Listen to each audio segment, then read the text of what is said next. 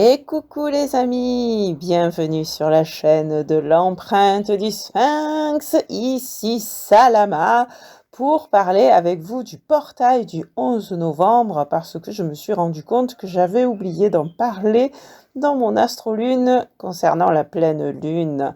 Donc je répare cet oubli ici et maintenant.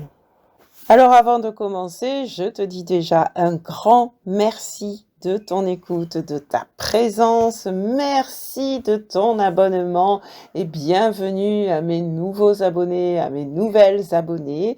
Si ce n'est pas déjà fait, pense à activer la petite cloche pour être informé à chaque fois que je publie une nouvelle vidéo. Merci aussi pour tes likes, merci pour tes partages, merci pour tes commentaires qui permettent de faire vivre la communauté et accessoirement de faire vivre ma chaîne aussi. Et qui permettent aussi voilà, d'être dans l'interaction, d'être dans le partage, d'être dans l'échange, qui sont importants pour moi. C'est pourquoi je réponds à tous les commentaires. Alors, comment se passe pour toi cette saison du Scorpion? Est-ce que tout va bien? Est-ce que ces transformations se font en douceur? Si tu veux me le dire en commentaire, ça m'intéresse aussi. Alors, le portail du 11 novembre 11-11-2022. Déjà, voyons d'un point de vue numérologique ce que représente le nombre 11. Il s'agit d'un nombre maître, en fait, puisqu'il y a deux chiffres égaux, 1 et 1. Et son maître mot, on pourrait dire, c'est l'intuition. Et de ce fait, avec le nombre 11, nous pouvons recevoir des révélations, des illuminations, et de ce fait, donc, des inspirations qui peuvent nous amener à innover, à être plus créatifs, créatives. Il nous apporte aussi la motivation, la volonté et la détermination. Et nous verrons tout à l'heure, quand nous ferons l'analogie avec l'astrologie, pourquoi nous avons ces mots-clés.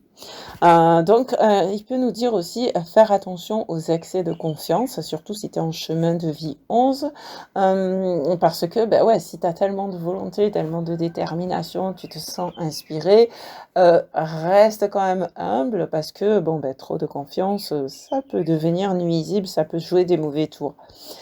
Le 11, c'est aussi 1 plus 1 égale 2. Donc, dans son aspect négatif, ça peut parler de la dualité mal vécue. Mais dans son aspect positif, ça nous parle d'union, d'association, de partage, de partenariat. Un peu comme le signe de la balance, on y reviendra.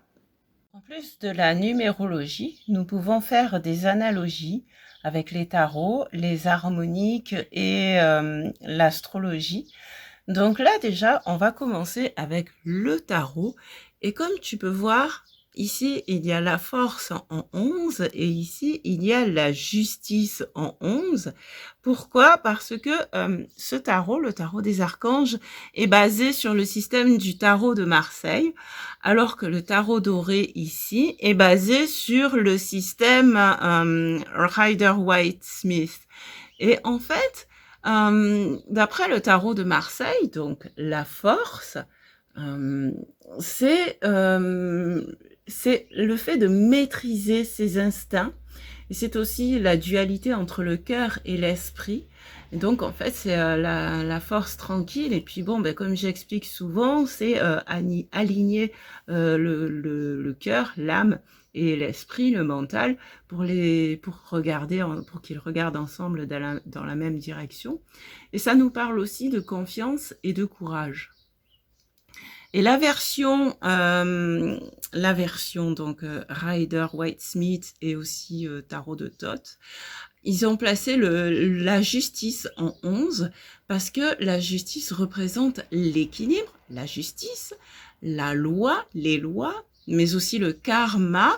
Et c'est vrai que c'est quand juste après la roue de fortune, on en arrive à une meilleure compréhension du karma dans le parcours du fou. La justice qui nous parle aussi de vérité, je parlais de révélation tout à l'heure. La justice qui nous dit que face aux opposés ou à la dualité, donc les deux 1 et 1, nous sommes amenés à évaluer et à trancher. mais à le faire de manière juste, et ainsi nous saurons comment concilier les contraires et faire que 1 plus 1 égale 1, mais le faire à un niveau supérieur. En fait, ça va être le 1 à un niveau supérieur. Ensuite, d'un point de vue des harmoniques, il y a une ombre ici. Voilà. D'un point de vue des harmoniques, le 11, c'est la foudre qui est porteuse de révélation et qui nous aide à trancher, tout comme la justice. Et tout à l'heure, voilà, je disais, le 11 peut nous parler d'union, d'association et de partage. Or, la justice est aussi représentée, peut aussi représenter le signe de la balance. Et donc, il y a cette idée d'union et d'association. Et donc, la justice. Et pour en revenir à la foudre, je disais donc qu'elle est porteuse de révélation, qu'elle nous aide à trancher, tout comme la justice, et ainsi à rompre avec ce dont nous ne voulons plus, ce dont nous n'avons plus besoin. De même, elle nous invite à sortir de notre coquille pour aller de l'avant, et en suivant cet éclair de lucidité, cette inspiration, comme je le disais en numérologie avec le nombre 11, cette inspiration subite, mais ô combien lumineuse. Et là, petit bonus, nous avons avec la réponse est simple, parler à Dieu. Donc parler à Dieu, parler à la vie, parler à l'univers, mais aussi et surtout apprendre à les écouter justement pour recevoir ces fameuses révélations. Ensuite, d'un point de vue, alors analogie toujours, d'un point de vue astrologique, la maison 11, c'est la maison du Verseau, la maison qui est dirigée par Uranus, mais aussi historiquement par Saturne. Donc voilà, on a les 4 ici. Maison 11, Verseau, Uranus et Saturne. Et en fait, ça nous parle de... Je suis pas trop d'accord avec cet oracle-là, parce que là, ils disent « je m'ouvre à de nouvelles connaissances », qui pour moi, c'est plus dans la maison 9. Mais la maison 11, la maison du Verseau, en fait, ces énergies-là, ce sont des énergies visionnaires. Donc, quand on parlait d'inspiration, et notamment avec la foudre, avec le nombre 11, ce sont des énergies visionnaires. Vous écouterez dans la vidéo de la pleine lune, je parle aussi de projection dans l'avenir avec Saturne en Verseau. Et en fait, c'est ça, quoi. Le Verseau, c'est la vision, notre vision du futur tel que nous aimerions qu'il soit. C'est aussi les partenariats, enfin, plus ici les collectivités, donc les projets collectifs.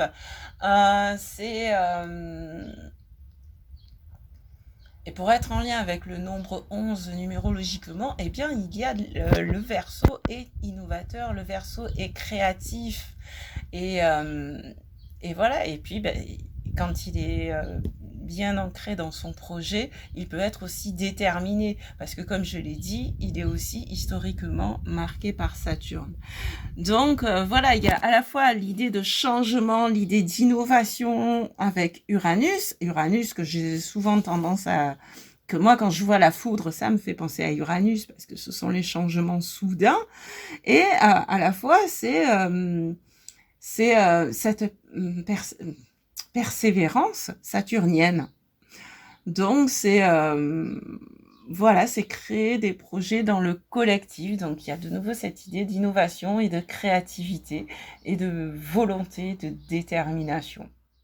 Et alors, d'un point de vue astrologique à proprement parler, en fait, le 11 novembre, c'est ce que l'on appelle le portail énergétique du Scorpion, puisque c'est dans le signe du Scorpion que se trouve le Soleil en ce 11 novembre.